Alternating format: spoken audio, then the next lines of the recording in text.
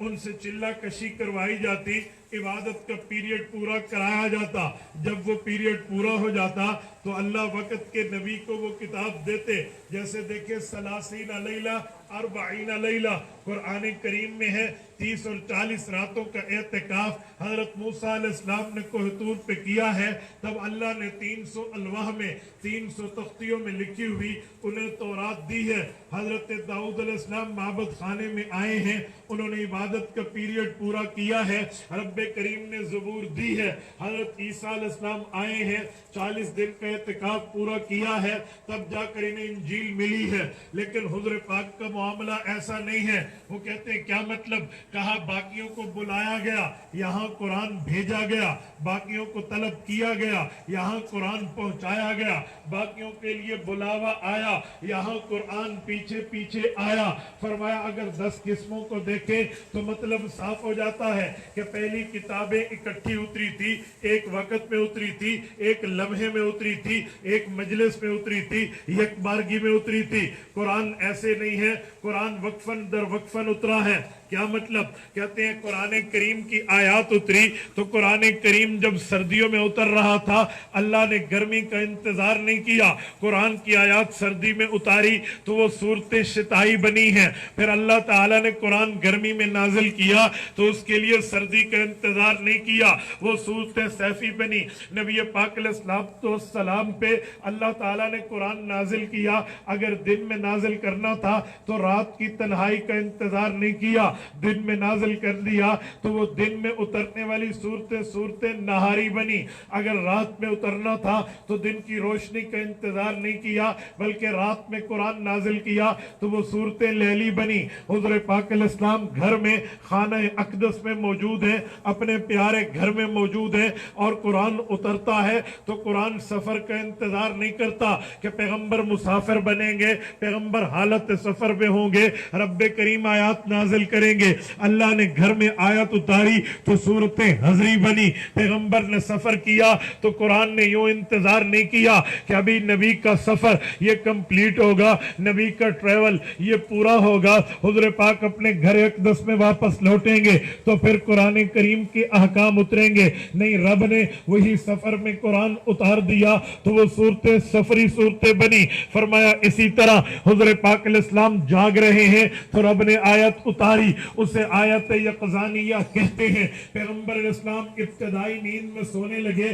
جب پیغمبر نیند میں آئے تو ان کے اوپر آیت اتری، اسے آیت نومی کہتے ہیں. فرمایا اسی طرح حضور پاک زمین پہ ہیں تو قرآن اترا، آیات عرضیہ کہتے ہیں. پیغمبر علیہ السلام نے معراج کی رات فضا کا سفر کیا، ابھی آسمان پہ نہیں پہنچے، فضا میں ہے تو آیت فضائی بنی اور پیغمبر علیہ السلام آسمان پہ پہنچے، رب کریم نے وہی آیات اتاری جیسے آمن الرسول بما انزل الیہ من ربہ والمؤمنون کی طرح باقی آیات بھی ہیں. تو آیات آسمانوں پہ اتری تو آیت سماوی بنی. فرمایا اسی طرح حضور پاک علیہ السلام نے ہجرت سے پہلے لوگوں کو دعوت دی، شریعت کی طرف بلایا کیونکہ قرآن کا حکم تھا وَأَنذِرْ عَشِيرَتَكَ الْأَقْرَبِينَ. محبوب مصطفیٰ آپ نے اپنی فیملی کو بلانا ہے، آپ نے اپنی فیملی کو دعوت دینی ہے، آپ نے اپنے خاندانیوں کو دعوت دینی ہے. حضور پاک نے دعوت دینی تھی تو وہ صورتیں اتری ہیں، ہجرت سے پہلے اتری تو وہ مکی بنی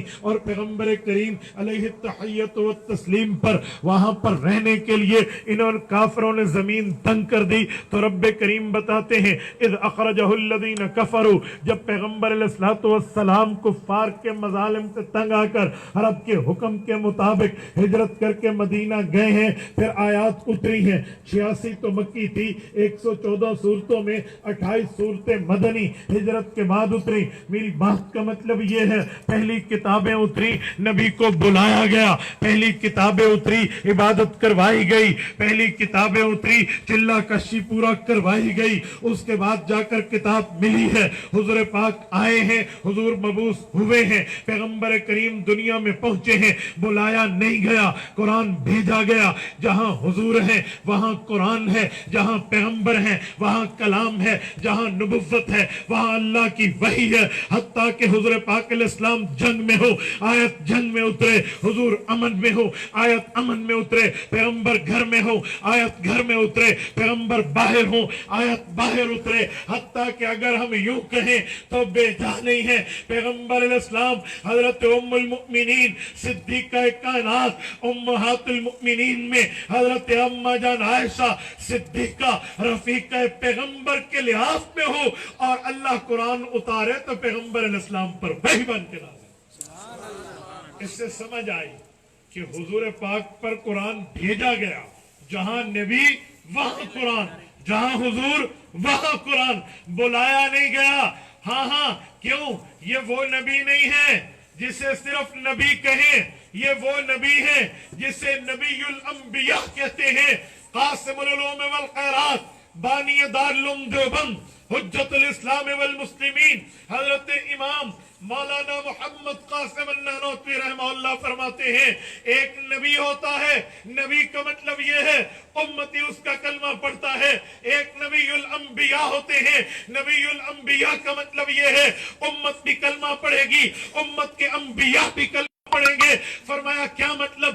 امت کے انبیاء نے حضور پاک پہ کلمہ کیسے پڑھا ہے؟ وہ تو اپنی امم کے انبیاء اور نبی ہیں. وہ کہتے ہیں تمہیں پتہ نہیں ہے رب کریم نے قرآن کریم میں رسول پاک کی نبوت کے بارے میں ارشاد فرمایا وَإِذْ أَخَذَ اللَّهُ مِيثَاقَ النَّبِيِّينَ لَمَا آتَيْتُكُم مِّن كِتَابٍ وَحِكْمَةٍ. فرمایا میں نے پیغمبروں سے بات کی، نبیوں سے بات کی، رسولوں سے بات کی کہ میں نے تمہیں کتاب بھی دی ہے، حکمت بھی دی ہے، شریعت بھی دی ہے، سنت بھی دی ہے، اللہ نے اپنی وحی بھی دی ہے.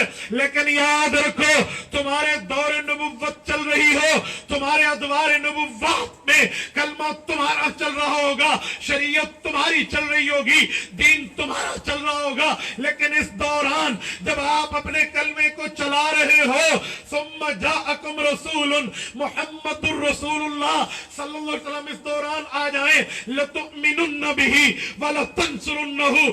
ان پر ایمان بھی آپ نے لانا ہے، ان کی مدد بھی آپ نے کرنی ہے. فرمایا اللہ نے قرآن میں وعدہ کیا پر یہ وعدہ عملی طور پہ یوں پورا نہیں ہوا کہ انبیاء کرام کا دور ہو. حضور اس دور میں آئے، حضرت آدم سے حضرت عیسیٰ علیہ السلام اپنے کلمے کی دعوت چھوڑ کے حضور کے کلمے کی دعوت دیں. یوں نہ ہوا، لیکن ہاں ایک موقع پہ ہوا. وہ کہتے وہ کہاں؟ کہا جب رب کریم نے رسول کریم صلی اللہ علیہ وسلم کی چہیتی اور پیاری بیوی حضرت خدیجہ کو اٹھایا، رسول اللہ کے شفیق و رحیم چچا حضرت ابو طالب کو اٹھایا. پیغمبر علیہ السلام نے اس سال کو عام الحزن فرمایا، یہ غم کا سال ہے. پھر پیغمبر پہ طائف کے اوباش لڑکوں نے پتھر بازی کی تھی اور سنگ بازی کر کے پیغمبر کریم کا لوہو مبارک سر سے نکل کے پاؤں میں جوتیوں کے تلووں کو رنگین کر گیا تھا. یہ غم در غم پیغمبر کو پہنچے تو رب نے حضور پاک کو انعام دیا، اکرام کیا، عزت کی اور حضور پاک علیہ السلام پہ امتنان کیا، اپنی طرف یعنی آسمانوں پہ بلایا. اور پھر قرآن کہتا ہے سبحان الذی اسریٰ بعبدہ لیلا من المسجد الحرام الى المسجد الاقصى الذی بارکنا حولہ لنریہ من آیاتنا.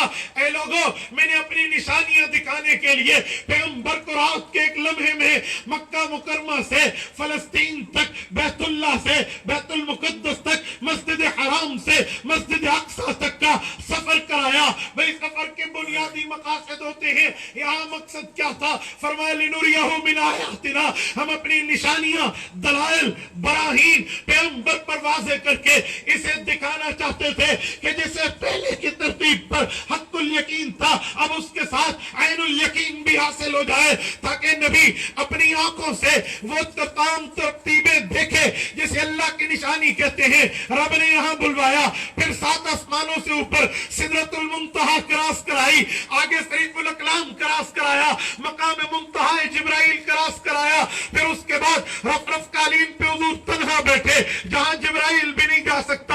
امام علاء الدین متقی الہندی رحمہ اللہ ताला ने कंजुल उम्मात में लिखा है, हदीस पाक जिक्र की है कि जिब्राइल ने फरमाया मेरे पर जल जाएंगे, आगे नूर के वो पर्दे हायल हैं, मैं नहीं जा सकता।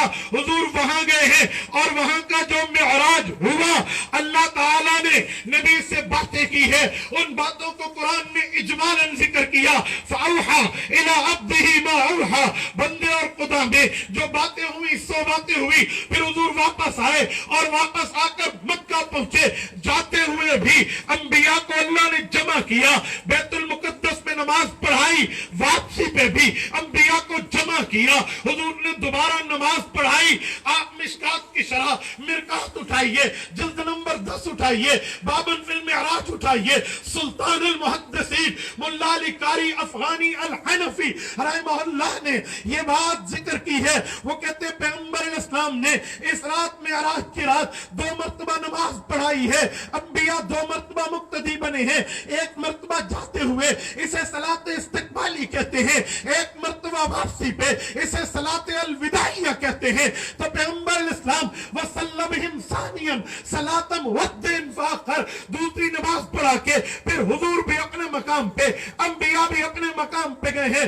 आओ मैं बात कर रहा था कासिमुल उलूम वल खैरात मौलाना ननौतवी रहमहुल्लाह की, कि वो इरशाद फरमाते हैं रब ने हुजूर से, रब ने अंबिया से हुजूर के बारे में वादा लिया था कि अगर हुजूर आए फिर तुम्हारी शरीयत नहीं चलेगी, तुम्हारा कलमा नहीं चलेगा, तुम्हारे दीन नहीं चलेंगे, तुम्हारी नबुव्वत के आकाम नहीं चलेंगे।